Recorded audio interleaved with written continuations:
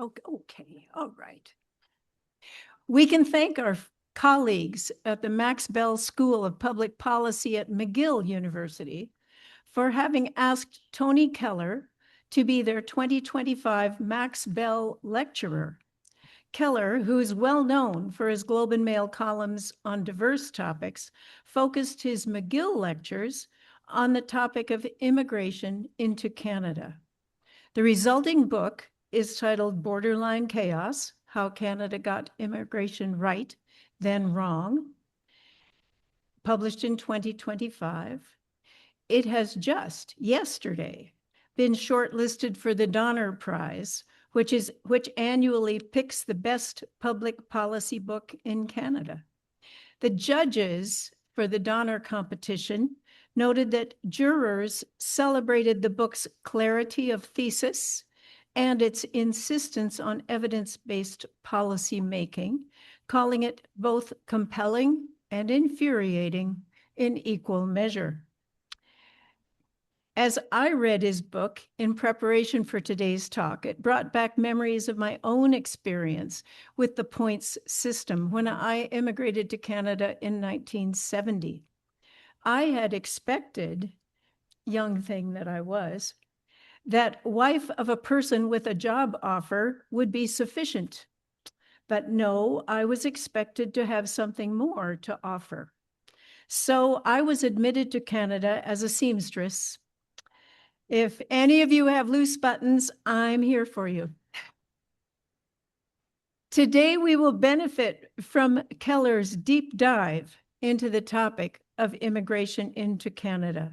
We hope he will explore both the right and the wrong and suggest how we can reclaim the right approach. It is our good fortune that he accepted our request to share his thoughts with us today. Please join me in welcoming Mr. Keller.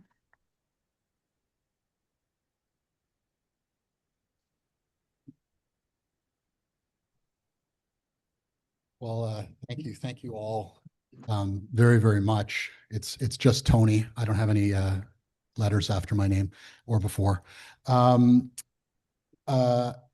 So I want to start by sort of tying what I got to say to some things said by the previous two speakers. The first of which is I do have some commercial disclosures. Buy my book. I believe I get about $1.92 for each one sold.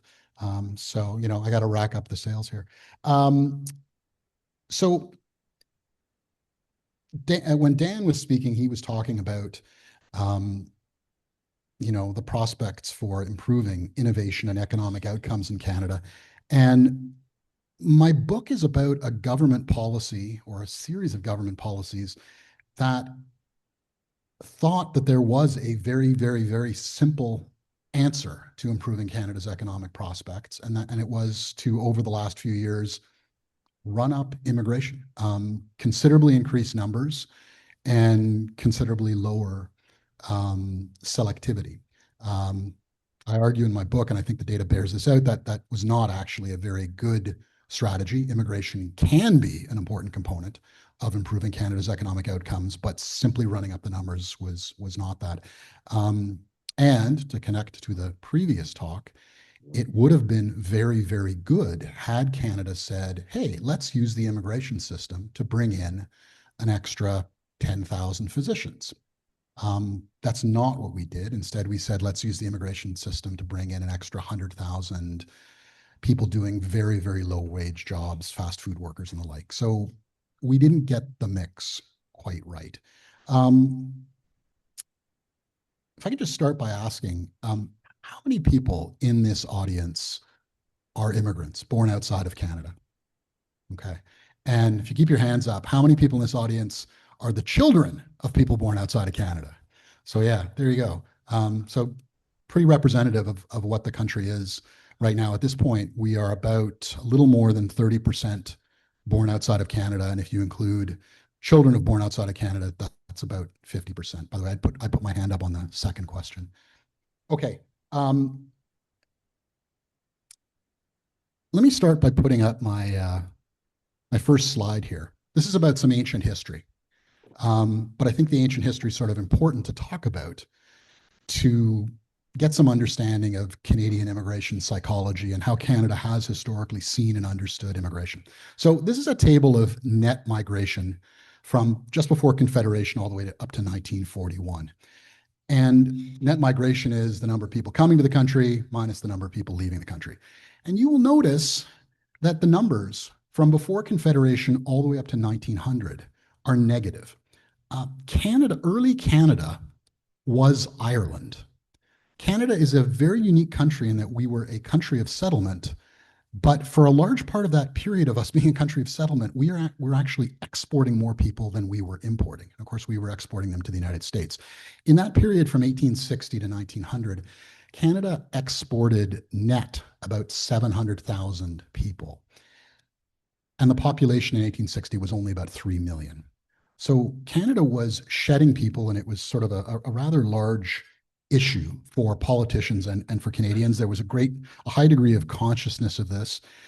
And I would say that part of the concern was a sense that Canada would not be economically robust enough to survive, and that it wouldn't be populous enough to survive. And it's worth remembering that in 1848, the United States invaded Mexico. It occupied Mexico City, forced the Mexican government to sign the Treaty of Guadalupe Hidalgo, which ceded all the land from Texas to the Pacific and from the Rio Grande all the way north to Wyoming, an area about 2 times the size of Alberta. So Canada had this fear of having too small a population, too weak an economy, and an inability to protect itself from being taken over by the United States. And so these numbers right here that I'm showing you really worried politicians because they were all acutely aware that Canada was in effect shrinking. Now, we've all heard that Canada was built on immigration. In a sense, that is, of course, true. As I said, today, about 30% of our population was born outside of Canada. And essentially, almost everybody in Canada can trace some part of their ancestry to somebody who immigrated sometime between the early 1600s and last week. However, throughout most of Canadian history and until quite recently, Canada's population growth came primarily from natural increase, births over deaths, not from immigration. For example, during the 2 decades of the baby boom, Canada actually had a pretty high immigration rate, but the baby boom was a much bigger contributor to population growth than immigration. And as you see on this table, from 1860 to 1900, and then again in the 1920s and the 1930s, Canada's population growth would have been more than 100% from natural increase. And I think these numbers are sort of shocking to Canadians now. It seems kind of inconceivable because that whole story has completely flipped. It seems hard to believe that Canada was once Ireland. It was once an emigration country. But if you go and look at the US historical statistics, it jumps right out at you, and it's quite shocking. In 1890, people born in Canada were the 3rd largest immigrant population in the United States after Germans and Irish. In 1890, the population of Canadian Americans was 10 times as large as the Chinese American population. And by 1920, it was 20 times as large as the Chinese American population. And those statistics on immigrants are effectively undercounts because the Americans only considered someone born in Canada to be Canadian. So all the people who came to Canada and then re-emigrated to the United States were not counted as Canadian immigrants. In 1900, there were 1.2 million Canadians living in the United States versus 5.3 million people living in Canada. In 1930, the United States counted 1.3 million Canadian-born residents at a time when there were only 8 million Canadian-born people in Canada itself. Some more kind of remarkable statistics. Between 1870 and 1970, the share of Canadians in the US foreign-born population was never less than 1 in 12, and in some decades it was as high as 1 in 9. The 1960 US Census counted more people from Canada living in the United States than from all the countries of Latin America. In the 1980, it wasn't until the 1980 census that the number of Mexican Americans exceeded the number of Canadian Americans. Again, think about that. Until 1980, the number of people born in Canada living in the United States was greater than the number of people in Mexico. As you can imagine, that is no longer remotely the case. Um, and it's also no longer remotely the case for, oh, there we go. I changed that. There we go. Okay. It already, I jumped forward by hitting it accidentally, but that's the story up to today, which is from the 1970s to the present, completely different story than the picture we saw in earlier Canadian history. Immigration is consistently and has been consistently far above net immigration, basically since the 1960s. Um, Canada's immigration story changed in the post-war era, and so did Canada's immigration story. Canada was a high immigration country through most of the period from the First World War to the 1960s, unlike the United States, which was a low immigration country during that time. However, what Canada had in common with the US was that until the 1960s, Canada was very restrictive about who it allowed to immigrate. Until the 1960s, Canada's immigration policy went something like this. The country wanted mostly farmers and laborers, preferred immigrants were British or American, and non-white immigration was basically not allowed. In 1962, Canada lifted the racially discriminatory rules, and Canada also started shifting the immigration system towards skilled immigrants. The person who did the most to make this move to skilled immigration was Tom Kent. He was an immigrant from Britain. He'd originally come to Canada to be the editor of the Winnipeg Free Press. And in the mid 1960s, he became Deputy Minister of Immigration under Lester Pearson. And he came up with what we today know as the points system, just mentioned, for selecting economic immigrants. Now, unless a country chooses to have open borders and unlimited immigration, it has no choice but to make choices about who will be allowed to immigrate and who will not. Kent's point system put the emphasis on applicants whose attributes suggested that they would bring long-term benefits to Canada and that they would have economic success in Canada. The point system is not the guiding principle of the entire Canadian immigration system, nor should it be. Canada also admits large numbers of refugees, people chosen because of their needs, and close family members of Canadians, people chosen because of their families' desires and needs. But for more than 50 years, the majority of regular permanent immigrants to Canada have been independent economic immigrants, chosen because of the needs of Canada's economy. In designing the point system, Kent said that, traditionally Canada had wanted people with strong backs and a venturesome spirit. He said that's not really the case anymore. We're not trying to find farmers. We're trying to find, quote, we need people who will, by their skills and adaptability, complement in the most productive way possible the training, employment, and movement of workers who are already here. And that's why he argued Canada should prioritize skilled and educated immigrants. And the point system to do that basically scored people on things like education, skills, ability in French and English, age, and so on. Over the years, the system has been repeatedly refined. And by the late 2010s, research suggested it had become quite good at identifying immigrants who were likely to do well in Canada, with doing well defined as having future careers that pay good incomes, allowing them to be successful immigrants, successful citizens, and net contributors to Canada. So Canada in the 1960s basically shifted from a high immigration policy with racial restrictions to a high immigration policy with educational and skill restrictions. So, what were the other characteristics of the pre-2015 immigration system, which I argue in my book was a fairly successful system? And I think, the polling bears out it was quite popular, and Canada was unusual in that immigration was popular and uncontroversial. First of all, between the early 1990s and 2015, Canadian immigration was stable at around 250,000 permanent immigrants a year. Second, Canadian immigration levels were fairly high by world standards and consistently, as I'll show in a little bit in a moment, about 3 times as high as US immigration levels. In fact, Canada's immigration level has been higher than the United States in essentially every year since 1900, which is why, by the way, Canada's population is gaining on the United States. We need a few more centuries, but we're getting there.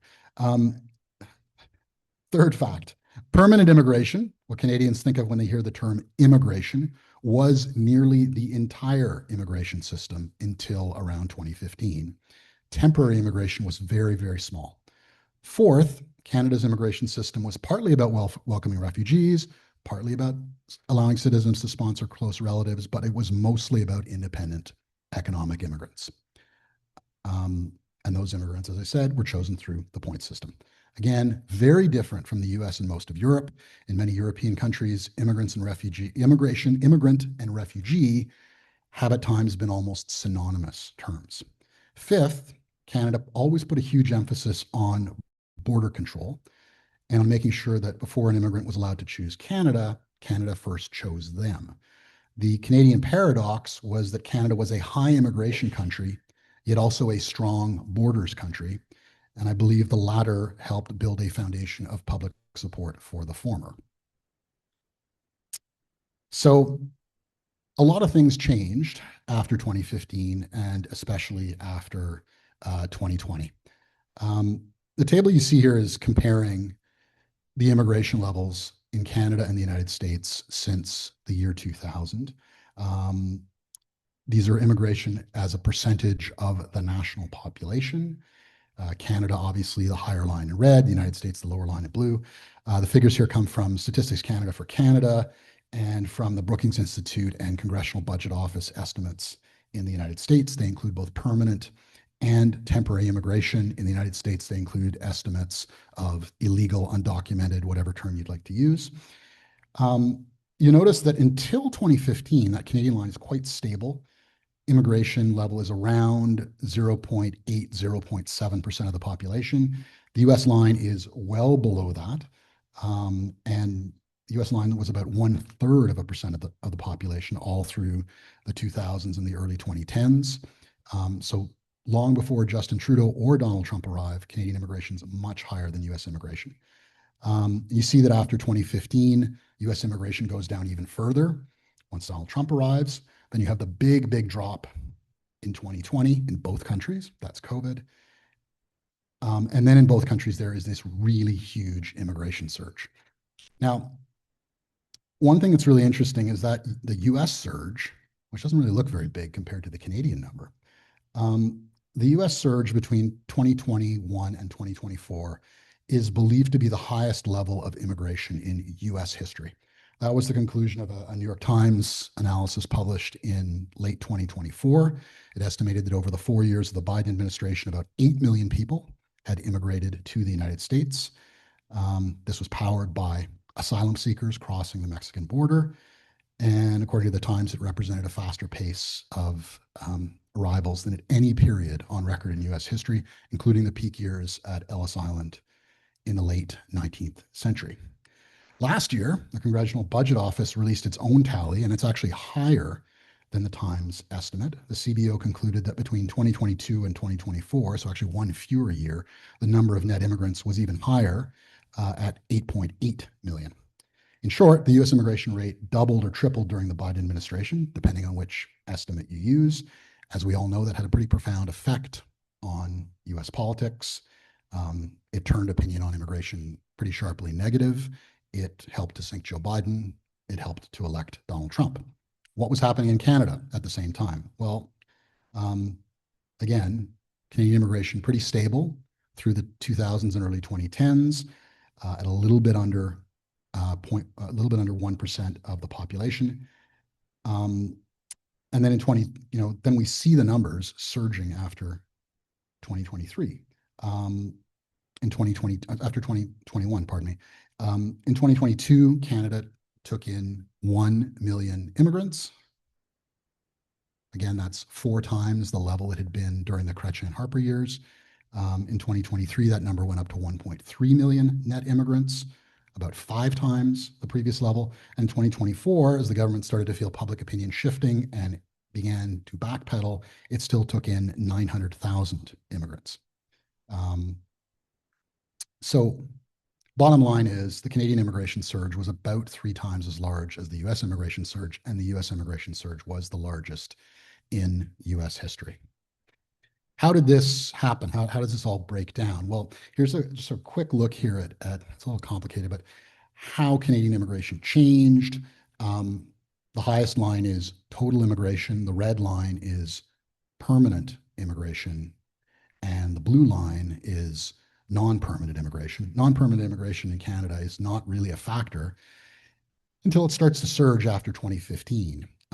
And as you see, after 2021, non-permanent immigration becomes bigger than a bigger contributor to immigration than permanent immigration.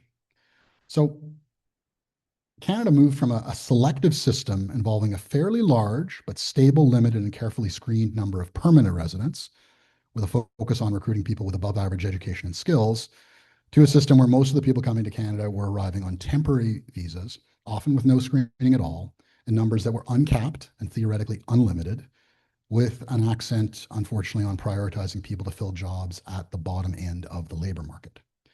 What's more, is the evidence is that most of these temporary visa holders were and are hoping to become permanent residents, which is a problem because we essentially let in far more temporary residents than there were permanent resident spaces on offer. As you can see from this chart, Canada historically had very little temporary immigration, and then it sort of goes to the moon after 2021.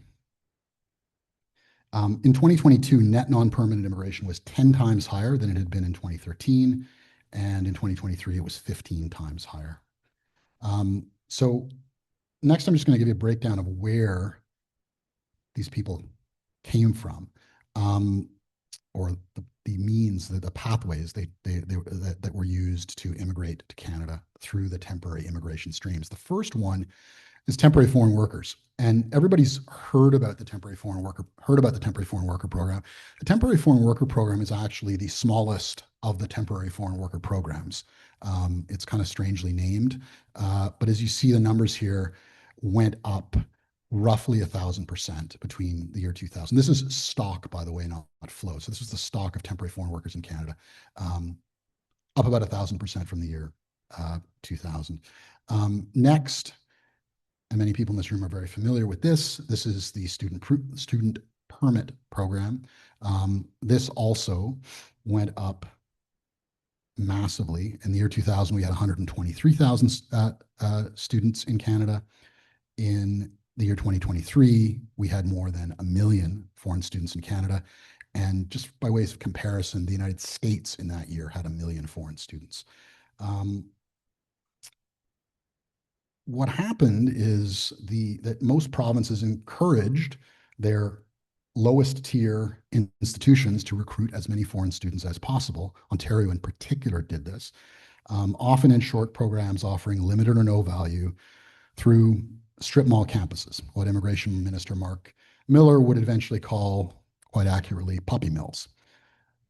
Somewhat notional students paid tuition to no-name colleges in return for the right to legally enter Canada and to legally work in Canada, flipping burgers, stocking shelves, whatever, in the hope that low-wage work plus a dubious educational credential would make them eligible for the true prize, which is Canadian permanent residency.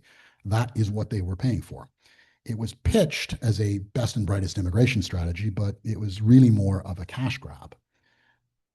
And the institutions this happened at were mostly not places like the University of Toronto. For example, the University of Waterloo got fewer than 1,900 new foreign student permits in the year 2023, and that was no more than it had received in 2019. On the other side of town, Conestoga College got 32,000 new student permits. If any of you have walked down to the corner of Bloor and Bathurst, you may have seen the partnership between Niagara College and the private Toronto School of Business.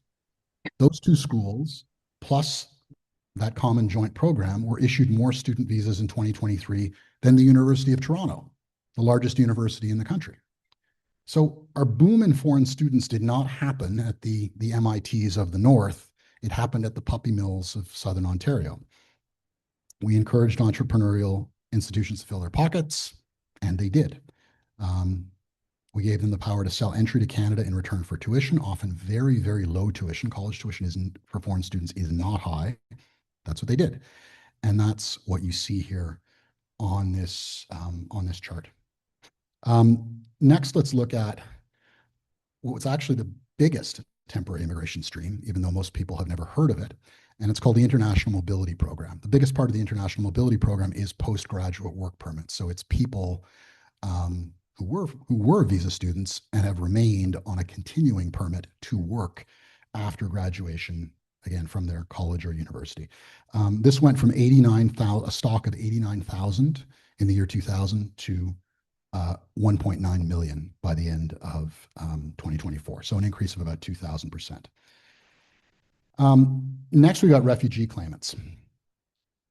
And again, when people think of refugees in Canada, you think of when the Trudeau government said, let's bring in refugees from the Syrian civil war.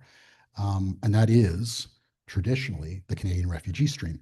What's changed and what this number represents is people who are making a refugee claim in Canada or at the Canadian border. And as you see here, between 2013 and the peak in 2024, this number went up 19-fold. In 2024, 190,000 people made a refugee claim in Canada. That logically leads to a rather substantial refugee claims backlog. As you can see, the refugee claims backlog in 2013, that's the number of people in Canada waiting to have their refugee claim decided. And in 2013, it's negligible. It is now 300,000 people. It's up about 6,000%. So what did all this do to the Canadian immigration system? It took a system that had been fairly stable through the Chrétien government and the Harper government, and it completely remade it. Immigration numbers went way up. The focus on skilled immigrants was thrown out the window in favor of a focus on recruiting people to work at the least well-paid jobs. And a system that had been overwhelmingly about clear and above-the-board permanent immigration was remade to mostly admit people through an infinitely wide side door of notionally temporary immigration. One interesting question for me is, why was there no backlash in Canada for such a long time? Why was there no opposition to immigration in Canada for such a long time? Because, again, to go back to some of those earlier slides, like Canada's immigration level has always been higher than the United States. And yet the US has had a long period of a substantial anti-immigration movement and sentiment, and Canada has not. I mean, why is the Canadian dog not barking? And I think, part of the answer is that Canada had such a wide and welcoming door because it also had very high and well-guarded border walls. Around the welcome mat was a bed of nails. Canadians were willing to welcome far more immigrants than the United States because Canadians believed that immigrants had been carefully vetted, screened, and chosen not only for their benefit, but for the benefits that they would bring to Canada.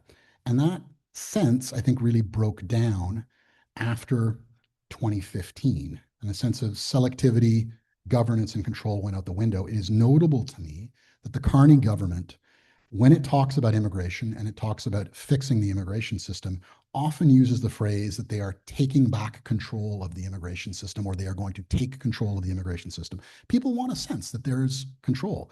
And again, the paradox, Canada had higher immigration because people felt the system was under control. The Trudeau government thought what it was doing with all of this, with this extremely high sudden surge of immigration, was supercharging economic growth. For the sake of speeding this up and getting us to the end of a long day, I will skip going through all of my data on how it didn't work out that way. But I think it's sort of fair to say that Canada has not had a period of supercharged economic growth over the last few years.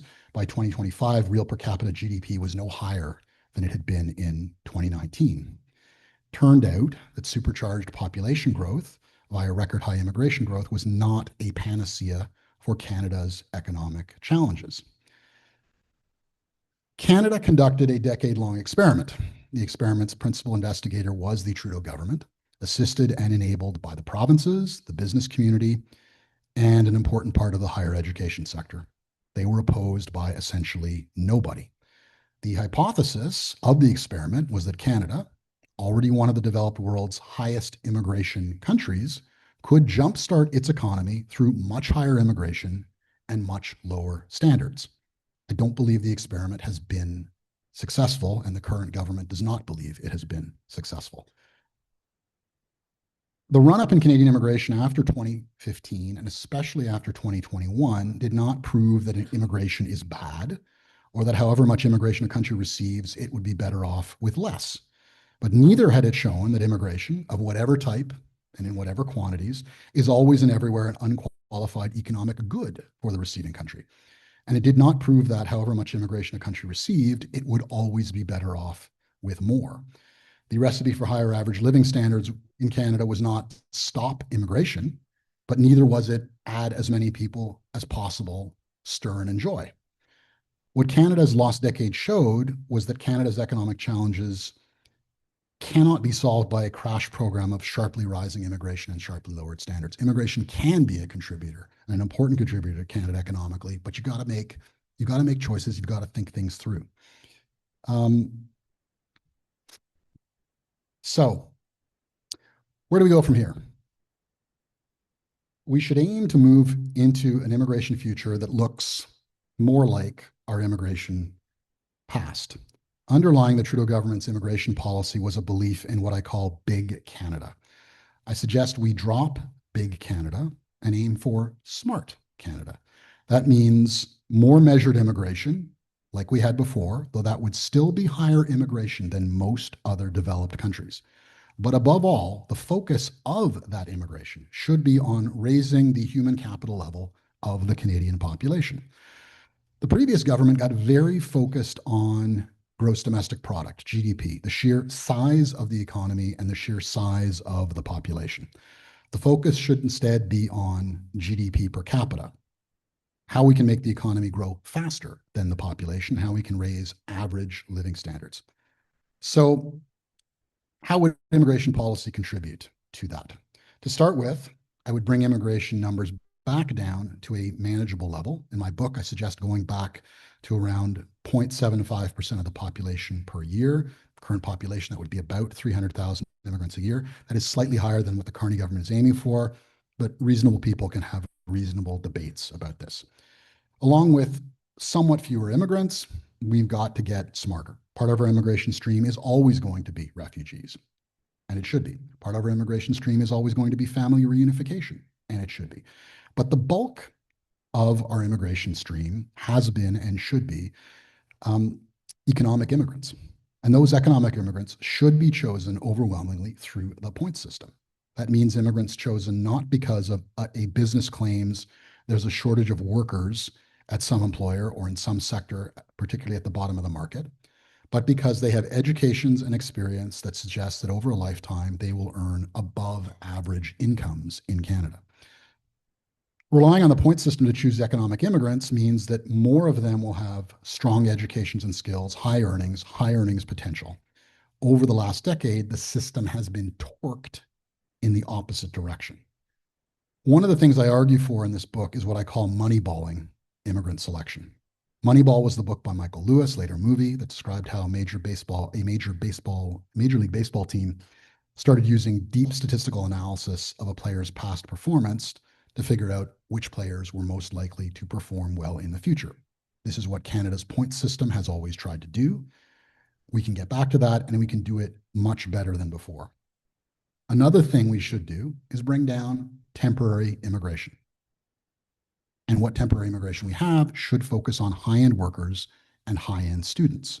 We should, in fact, encourage top programs at top universities like this one to enroll more foreign students.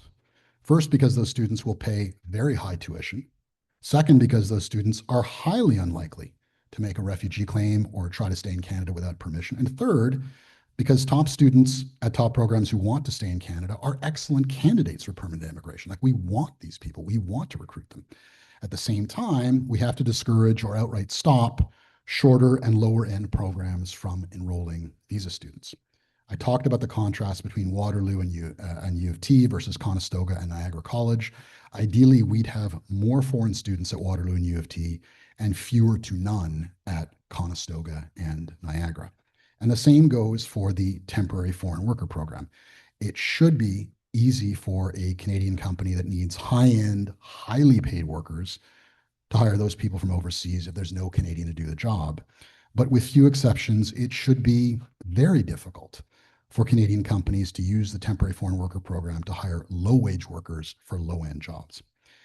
And finally, we've got to clear the massive refugee backlog, which means speeding up the system, including by hiring a lot more refugee adjudicators, but also by reducing the flow of applicants back to much lower levels, as were the case in the past. That means being much more careful about who gets a visa to come to Canada as a worker, a student, or a tourist. The good news, if I can wrap this up, is that what went wrong over the last few years points the way to how we can remake the system to do much better in the years to come and to turn the Canadian immigration system into a clear positive for Canada, and thus something that most Canadians will support, will be proud of, and will feel good about. Above all, I want to turn immigration back into something that, like clean tap water or functioning plumbing, nobody thinks about. It just happens and it just works. And hence, immigration would be mostly ignored, which is really what immigration was until fairly recently. It was not a political issue. Most people didn't pay attention to it.